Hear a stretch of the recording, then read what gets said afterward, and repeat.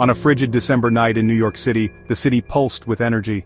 Holiday lights sparkled across neighborhoods, casting a warm glow over bustling streets. The air was crisp, filled with the sounds of laughter and distant carols, as people hurried home or gathered with friends. Yet, beneath the festive surface, shadows lingered, reminders that even in a city of millions, darkness could find its way in. But in Morningside Park, darkness prevailed. The park, usually a place of quiet refuge, felt different at night. Its winding paths and towering trees became shrouded in mystery, the silence broken only by the occasional footsteps echoing through the cold air.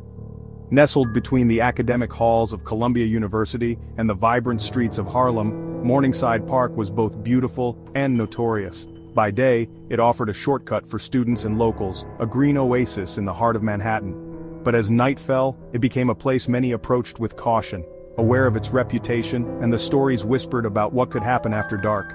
On December 11, 2019, the park became the scene of a tragedy that would shake the city to its core.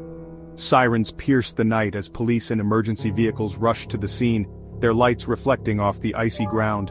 The news would soon ripple far beyond the park's borders.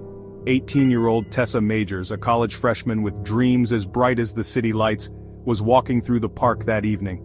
She was unaware that her life was about to end in a moment of senseless violence. Her story would become a symbol of lost innocence and the dangers that can lurk in unexpected places. The attack was not just another crime, it reignited deep fears about safety in a city that prided itself on progress and resilience. Residents watched the news in disbelief, struggling to comprehend how such a tragedy could unfold in their own backyard. Police increased patrols, but the sense of vulnerability lingered. News spread rapidly, shattering the sense of security for students and residents alike. Social media buzzed with updates, and campus communities gathered in shock and mourning. The city, so often defined by its strength, now faced a moment of collective grief and anxiety. The incident forced New York to confront uncomfortable truths about its parks, policing, and the vulnerability of its youth. City leaders debated how to balance freedom and safety, while parents questioned whether their children were truly protected. The tragedy sparked conversations about justice, community, and the responsibilities of a city to its people.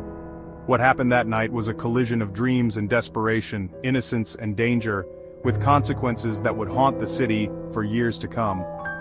The memory of that winter's night in Morningside Park remains, a stark reminder of both the beauty and the fragility of life in New York City. Tessa Majors stood out at Barnard College, her green hair, her guitar, her infectious energy. From Charlottesville, Virginia, she arrived in New York with dreams of music and journalism. Friends recall her as a force of nature, always eager to create, perform, and connect. She dove into campus life, quickly making her mark in the music scene. Tessa was ambitious, curious, and deeply loved by those around her. Her move to New York was a leap toward opportunity, creativity, and independence. She embodied the hope and excitement of a freshman starting anew. Her story is especially tragic because she was just beginning to realize her potential. Tessa was more than a student. She was a daughter, a friend, and a light to many. Her absence left a void impossible to fill. On December 11th, Tessa Majors' evening began like any other, as she walked through the familiar paths of Morningside Park. The city lights glimmered in the distance, and the air was crisp with the onset of winter. But what started as a routine stroll would soon become a night that changed countless lives forever. As she descended the steep stairs near 116th Street, three teenagers emerged from the shadows. Their faces were tense, their movements uncertain, but their intentions were clear. They were looking for someone to rob. The boys demanded her phone and money, their voices wavering between bravado and fear. Tessa, caught off guard but fiercely determined, refused to surrender. She fought back with everything she had, biting one of her attackers and screaming desperately for help, her voice echoing through the empty park. Her resistance was an act of pure courage, a refusal to be victimized. But in that moment, the situation spiraled out of control. The struggle grew more violent, panic and adrenaline taking over as the boys tried to subdue her. Luciano Lewis grabbed Tessa, restraining her arms as she continued to fight. Meanwhile, Rashawn Weaver, gripped by fear and confusion, pulled out a knife. In a split second, Weaver stabbed Tessa 4 times. The attack was frenzied and chaotic, leaving her gravely wounded on the cold ground. The violence was sudden, shocking, and irreversible. The boys, realizing the horror of what had just happened, panicked and fled the scene. They left Tessa behind, her life slipping away as the city around her continued on, unaware of the tragedy unfolding in the darkness. This was not a meticulously planned crime, but a reckless, impulsive act by children who could not comprehend the consequences of their actions. In a matter of minutes, a senseless tragedy had occurred, one that would haunt everyone involved. Their plan to rob someone had spiraled into a killing that made headlines across the city. Police soon arrived, cordoning off the park with yellow tape, searching for answers in the scattered belongings and bloodstains left behind. In just a few seconds, Tessa's bright future was stolen, and the lives of the boys were forever altered.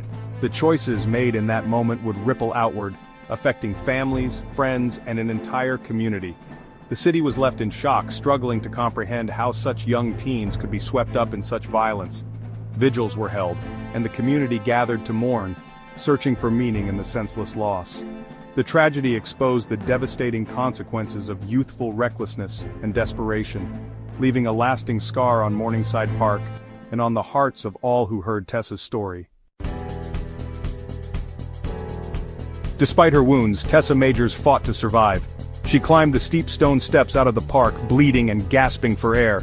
Security cameras captured her final, agonizing journey toward safety. She collapsed near a campus security booth, just steps from help.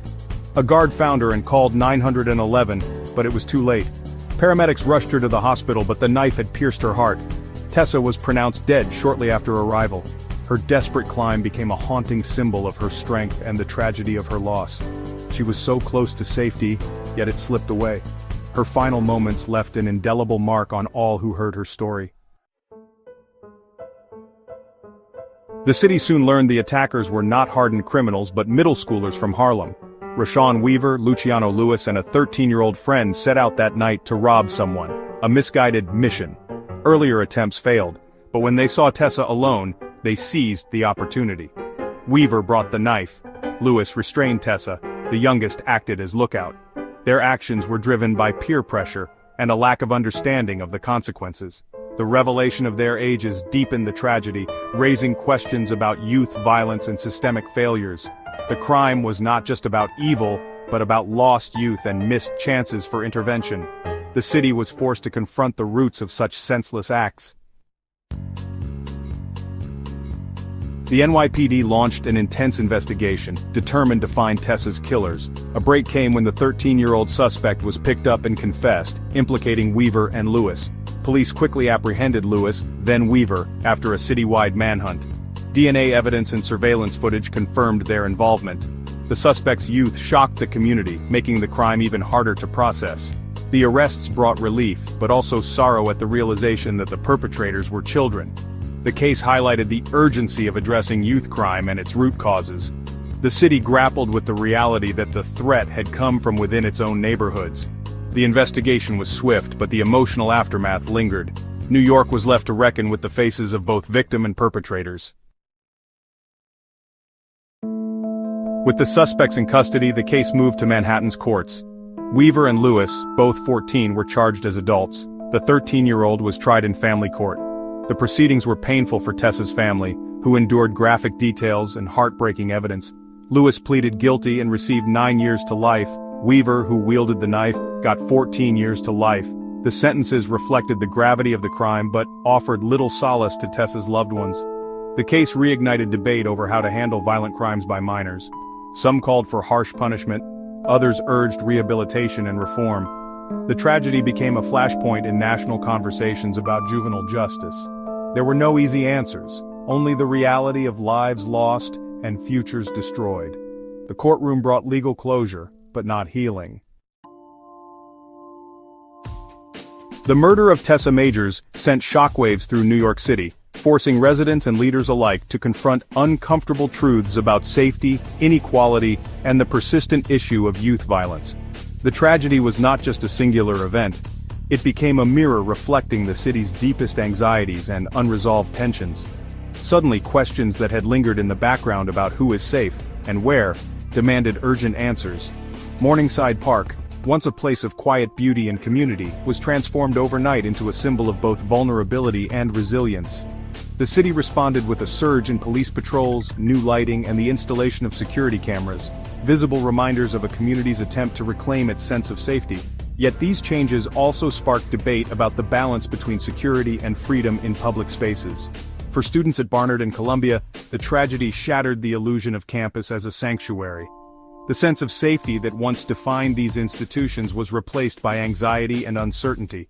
Administrators responded with new safety protocols, increased security presence, and late-night shuttles, but the emotional impact lingered. Students and faculty alike grappled with fear, grief, and the challenge of moving forward while honoring Tessa's memory. Across the city, vigils and memorials brought people together in mourning and solidarity. Strangers became neighbors as they gathered to honor Tessa's life, lighting candles and leaving flowers in her memory. These moments of collective grief also became spaces for difficult conversations about the roots of youth crime, the failures of social systems, and the urgent need for change. The case exposed deep divisions within the city over policing, justice, and social responsibility. Some called for tougher law enforcement, while others demanded investment in youth programs and community support. Protests and public meetings revealed a city wrestling with its conscience, searching for solutions that would address both immediate fears and long-standing inequities. For Tessa's family, the loss was immeasurable, a lifetime of grief and memories that would never be made. Their pain was a stark reminder that behind every headline is a family forever changed and a future stolen. In court, the family's statements were raw and powerful, reminding everyone present of the true cost of violence. Their words echoed far beyond the courtroom, challenging the city to remember the human lives at the heart of every tragedy. The city's response was a complex mix of fear, anger, and a growing demand for meaningful change. News coverage and public forums captured the intensity of emotions, as New Yorkers struggled to process what had happened and what it meant for their own lives. The tragedy became a catalyst for difficult but necessary conversations about prevention, accountability, and the kind of city New York aspired to be. Community leaders, activists, and everyday citizens debated how best to protect the vulnerable and address the root causes of violence. In the aftermath, New York was left searching for answers, determined to learn, to heal, and to ensure that such a loss would never happen again. The city's reckoning had only just begun. Years later, the impact of Tessa Majors' death still resonates. Her story changed campus security nationwide and renewed focus on park safety in New York. The tragedy forced hard conversations about youth violence, privilege, and justice. Many questions remain. How do we prevent such acts? How do we balance punishment and rehabilitation for young offenders? Tessa's legacy is one of talent, hope, and a life cut short. For her family and friends, she remains a vibrant memory. For the city, a painful reminder of vulnerability.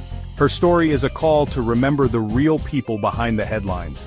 The questions her death raised still echo in Morningside Park and in the hearts of all who remember her.